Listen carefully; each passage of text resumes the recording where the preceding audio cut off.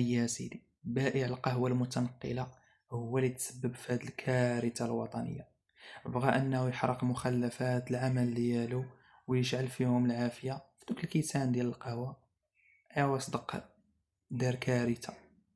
العافية تنقلات بسرعة، حاول أنه يطفيها ولكن ما قدرش، وتسبب في كارثة اللي خلات الدولة تستنفر مئات عناصر الوقاية المدنية والقوات المساعدة والدرك الملكي والطيارات بلا حساب باش أنهم يطفيوها.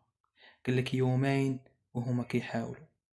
والحمد لله تمت السيطرة على الحريق اللي كلا أكثر من 500 كتار من غابات شفشاون. يا سيدي، تبارك الله.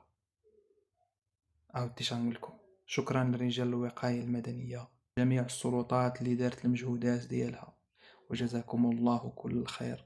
والله يعوض الناس اللي خسروا الكسيبة ديالهم والمحصولات الفلاحية ديالهم. الله يعوض كل واحد وصافي. وهذا الشيء اللي كاين، تبارك الله عليكم.